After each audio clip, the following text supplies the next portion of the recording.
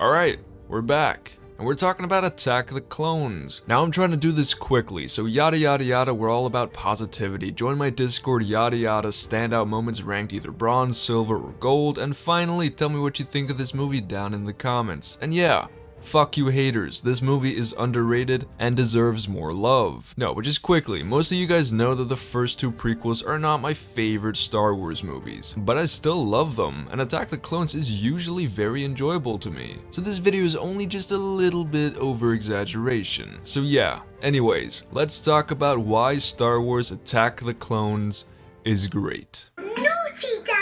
So a pretty common occurrence that we have noticed so far in this series is that the Star Wars movies always seem to nail the openings. Well, except for Phantom Menace. And for a long time I thought Attack the Clones opening was weird and out of the blue, but I admit, I was wrong. It's pretty poppy. It gets our attention. George Lucas saw the criticism from the last movie that it was too boring, and he said game on. This movie definitely is not boring. But also, how did she fail her? I failed you, Senator. She literally did her job. She died thinking she failed Padme, but what was supposed to happen? Was Padme actually supposed to get killed and then her decoy would be Senator? I'm confusion. Anyways, I digress. I love seeing Palpatine ask Yoda questions that seem like respectful inquisitions towards the Master of the Jedi, when we all know he's just reveling in how they have absolutely no idea that a Sith Lord is taking the piss out of them. It just adds to the cheekiness that Ian McDiarmid brings to the character, and he's fucking amazing. Also, why is Anakin saying all of this to Jar Jar? I've thought about her every day since we've parted, and she's forgotten me completely. I honestly love this so much. Anakin really just wants someone to listen to him ranting about how much he wants to fuck Padme, since he's always around Jedi, and we all know that to them, sex is a sin. Fucking virgins. He literally opens up to the first non-Jedi being he could find, and it's fucking Jar Jar. Anakin, I love you. Obi-Wan and Anakin do have some good moments together. We always say that we don't care enough about their relationship, unless you've watched Clone Wars, of course. And I agree to an extent. The tales of their adventures are pointless and leave us with little story material, but they have good banter together. Anakin tries so hard to be that cool and revolutionary main character, while Obi-Wan is just trying to do his job when his man-child of a son wants to play the fucking hero. It's a fun dynamic. And then Obi-Wan jumps out of a window. I admit this would be better if it was Anakin, but still, this movie is just whack.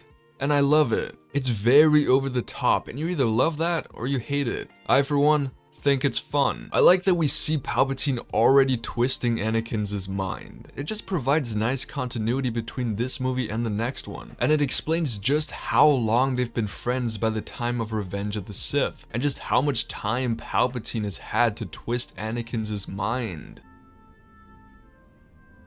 Please don't look at me like that. Why not? It makes me feel uncomfortable.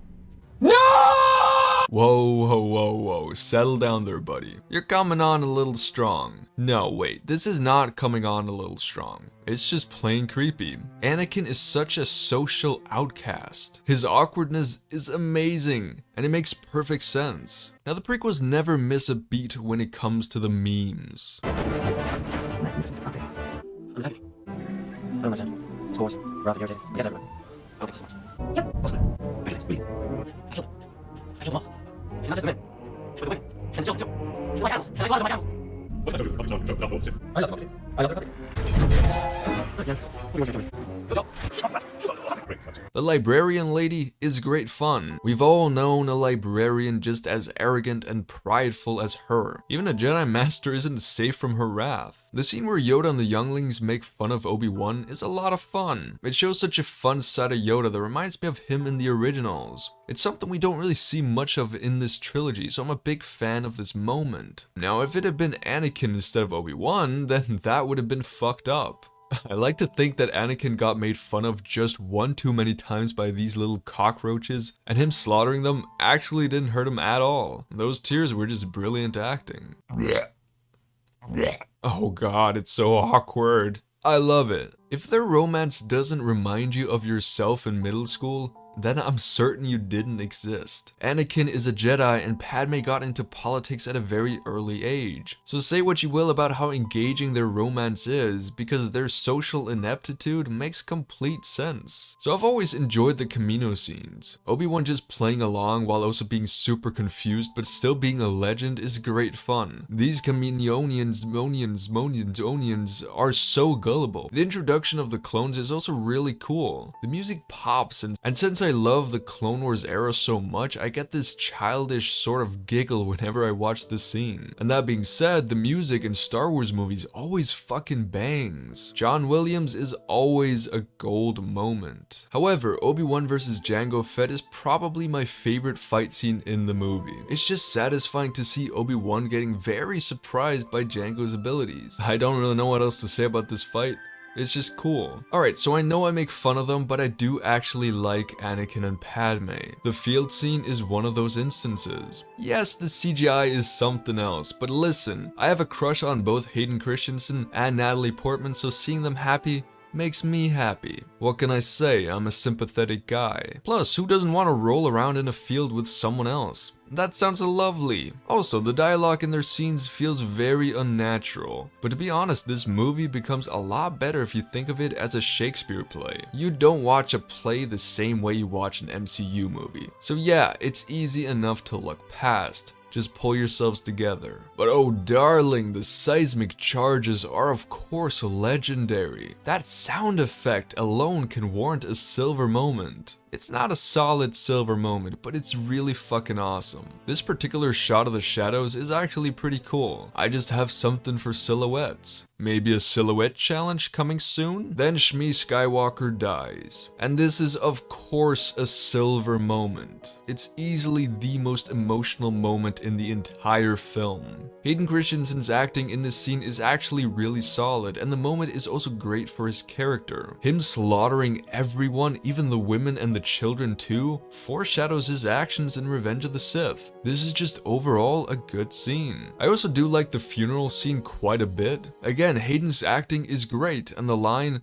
"I won't fail again," cuts so deep. The foreshadowing is wonderful. Then we have the arena scene, which is just great fun. First of all, we have this Hunger Games-like kiss moment between Anakin and Padme, Obi-Wan being a comedic genius as always, and shit just gets real when the Jedi arrive. It's always just a great sequence that I thoroughly enjoy. Obi-Wan and Anakin arguing is a moment that I almost gave silver, because I just like it a lot. It's a moment that clearly shows the ideological differences between the two, which is super important for the third film. Anakin just has too much heart to be a traditional Jedi, but since all Jedi must be traditional Jedi, does he really belong? It's interesting. But then we have the Count Dooku fight. You all know I think this is overall one of the weaker fights in the franchise, but despite the weird shots of Anakin and Count Dooku, it's honestly not bad. This stunt double does such a great job at pretending to fight Yoda. That shit is hard to make look good. It's also just nice to see how powerful Yoda actually is. His force powers are second to none. They are definitely not equal here. It's a lot harder to stop the momentum of things falling than it is to move still objects. Yoda just doesn't want to make the first move, cause he's a badass. So yeah, I do like this scene. But anyways, that was the movie. There's no denying that I don't think this is a perfect movie. I think the performances and more so the dialogue in this film is very lacking in emotional resonance. I think many of the characters are written without any substance, and to be honest, sometimes the story progression doesn't always make sense. However, there is still a great movie to be found here if you're just willing to look for it. In my opinion, this is one of the most enjoyable and entertaining movies in the franchise, and if you do find some emotional connection to some of the characters, then it's actually not bad at all. In my opinion, it does a great job at setting up the Clone Wars and even the next movie. It's a decent second installation of a trilogy, and it never fails to put a smile on my face. Whether it being ironic or unironic, laughter is still a fantastic feeling, and that's what, in my opinion at least, makes the Attack of the Clones